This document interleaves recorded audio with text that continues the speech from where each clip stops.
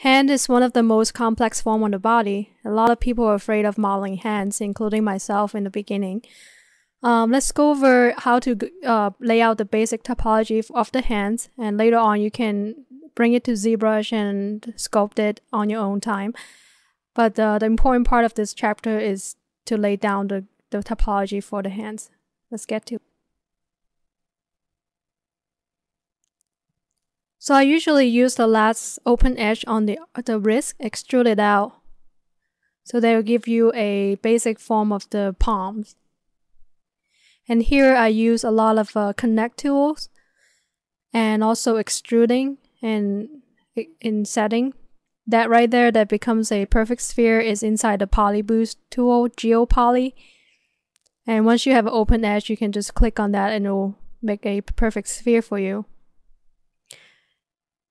And here I'm extruding the fingers out. And the webbing I use also extrude tool. And every time you use a extrude tool, make sure you clean up the edges afterwards.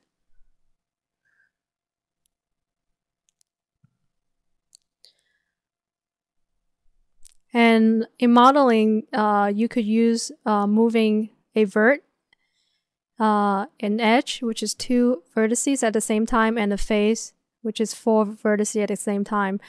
So a lot of times I will choose and pick which element to move. And also I used a lot of FFD, which is a deformer, to make bigger masses. And here you can see I'm making the move on the face first, and then I fine-tune it with the edge, and finally use micro tweaking with the vert.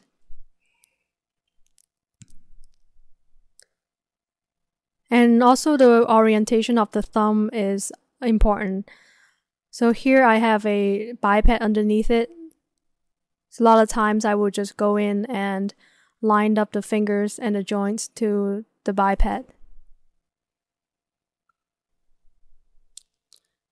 And here I'm dividing the fingers out. I found it easier to make the big form first and then refining the small area, instead of making the detail and then moving the form. It will be a lot harder. And I put a mesh move on top to turn it on and off to just check if there's any weird 5-sided or angle. It will show up as a pinch when the mesh move is on. And here again I'm using an extrude tool to get more details in the mesh.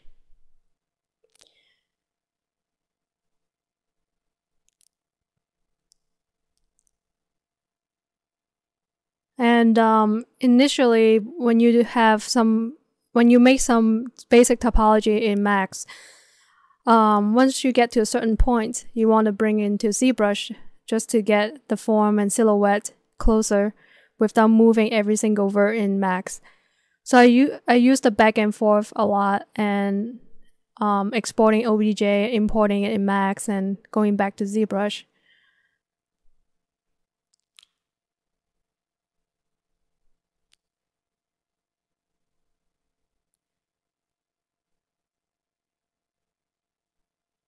And here I'm just adding more detail and extruding the edges and dividing them.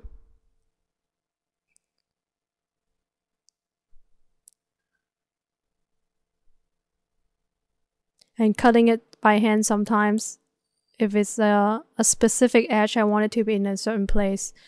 But most of the time, once you have the basic mesh down, you can just extrude it in to get the in-between. So here I'm dividing a lot because I want to get the fingernails in there using the inset tool, but without adding a lot of topology afterwards. So here I use the inset tool and then also the GeoPoly to make it smooth, and cutting it at the end and pulling the fingernails out by moving the edge.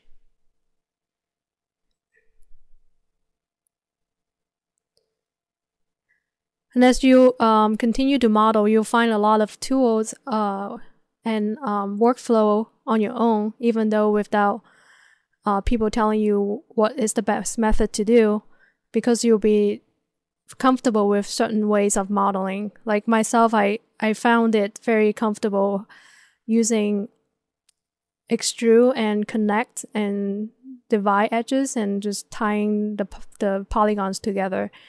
And there's a lot of ways to model, and there's tons of tools.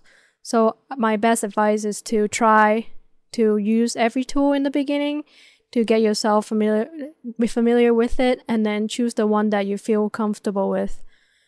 And as new tools come along and new program, you're gonna have to learn it all over again and refine your workflow. So the more you model, the more efficient you will be. And try not to get into too much detail. Before you make the big form looks decent. It doesn't have to be perfect in the beginning, but like here you can see the finger looks like sausages, but it's okay because think of it as a sculptor. Initially want to kind of slap on the clay, and just to get the general idea and feel for the body, and at the end, once you get on with the process, adding more edge loop, you can refine in the middle, and finally, once you're happy with the general scope, you can then go in ZBrush and adding all those wrinkles and details and pores. But don't ever go into modeling wrinkles and adding pores in the beginning, because that would first of all waste your time, because you're gonna have to smudge it around and moving the form around, you might get those details lost. And second of all, it will look like you only able to do detailing but without getting the form right, which doesn't matter how good it looks, the detail, if the form is off, it is not a good sculpture or it's not a good model. So keep in mind that you want to be loose, but not to the point that you put too much detail in the beginning. Here I'm adding into the knuckles using inset tool again. I inset it several times and then use the relax tool to get it round. Again, I found it easier to do that instead of modeling and rounding it off. And there's a lot of tools you can be creative about and combining certain ways and figure out a magical way to make something fast, and that just come with time and a lot of playing around with the tools. And sometimes you have to go back and forth. Like the first trial, it might not be successful, so you might have to go and do it again later on. And try to save a lot of iterations. If you're not sure how to do the next steps or what your plans are, I would suggest just kind of save it and then go crazy with the next process and try to figure out what you want, and just in case something happened, you can always go back to the last iteration. Here I'm making the folds of the fingers. I use again extrude tool, and here I'm tying and cleaning up the edges at the end using connect tool and polyboost.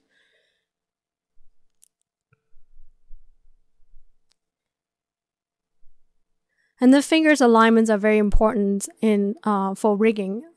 You want to make sure that they are perpendicular to the joint and they're not skew or anything. So every step of the way, if you add things, add detail, make sure you go back and check the alignments of the fingers.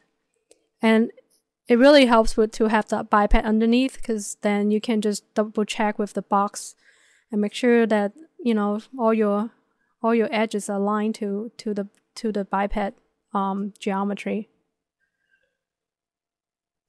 And also the webbings of each finger, because they're moving around a lot, you want to make sure there's no five-sided. Like here I'm making the five-sided away from the webbing.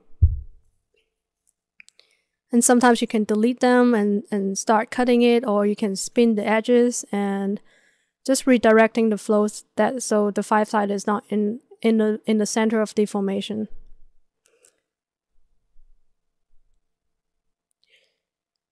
And you notice I leave a lot of a loose end to the loops because sometimes I'm not sure what the loops will go, and I don't want to end up cutting the whole loops around and it will add a lot of geometry. I just kind of cut it halfway and then figure it out later.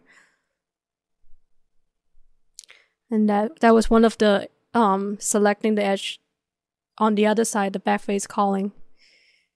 Just cleaning up. And here I'm tying it again from the finger, which is 4 edges to 2 edges. So it reduced the poly by half by tying it together at the end. And I'm trying different ways of spinning the edge, and that way seems better because the 5-sided pointed towards the center. Again, tying it again and smoothing it out.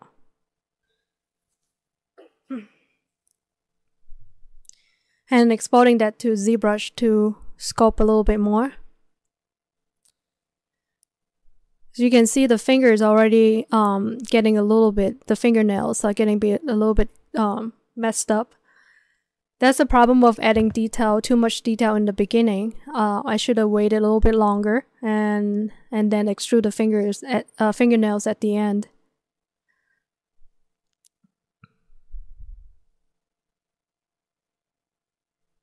I'm trying to line the fingers. And it's okay if you miss one of 2 points that, you know, like as you see the thumb is a little bit crooked, but you will, as you go along, you will see that eventually, because sometimes you focus on the finger, you overlook certain area, but after you go back and forth several times and maybe adding details in certain area, you can go back and fix it later. And here I'm just checking in the form and thinking about the anatomy underneath the finger. There's a lot of tendons and bones underneath, so it will be very helpful if you have a anatomy book next to you, and when you're not sure, just go into the skeleton and muscle and see what is in there, and what do they do when they contract and relax, and picking a position, even though the hand is relaxed right now, but you can put in a little bit more tension on the bone and muscle to make it more interesting. And since you can't model every single muscle and bones in, you know, for rigging, and you might as well just pick something that is attractive and nice to look at. But don't get too extreme, because if you put in veins and everything in there, it will just looks like it's always intense. Pick something in between, in the middle, but go towards a little bit extreme, like maybe 10%, to just give it a little bit accent to your model.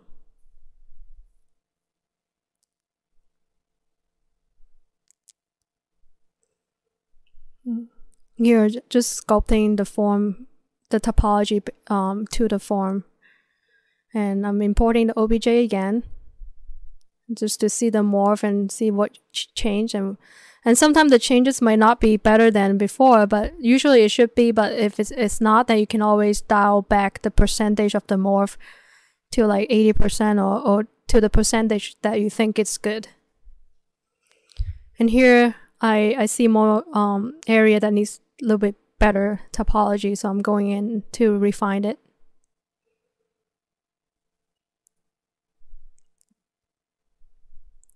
It's a 5-sided there, so I decided to move it.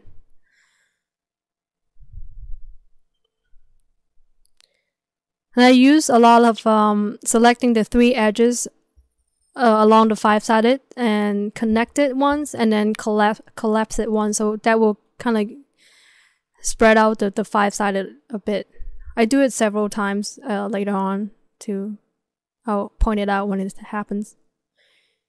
And here I'm adding more topology in between, because with 2 joints in between and your finger moves, it kind of needs a webbing to hold it together. if you only have 2 loops, and the middle of the form will collapse and it won't hold the volume of the hand.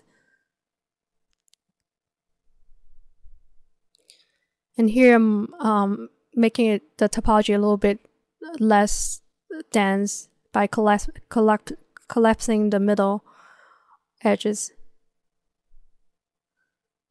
and relaxing it. And I think that here I make it higher, so then I can use the 5-sided as the in between the bones for the hand, the underneath bone. So I decided to put it higher so I can later on sculpt the bones in. And here I make more creases for the underneath of the fingers. Again, you could sculpt the detail in ZBrush, but I prefer putting a little bit more topology in there, so when I go and when I sculpt it, I can see the underlaying topology. I know the crease is supposed to be in the same spot in every single finger, and then instead of leaving it just like one line, and this way I can put a little bit more detail, and also for rigging is better for deformation. So here I'm just spreading out the topology. That's all for the hand modeling. We can go over more detail in the next chapter.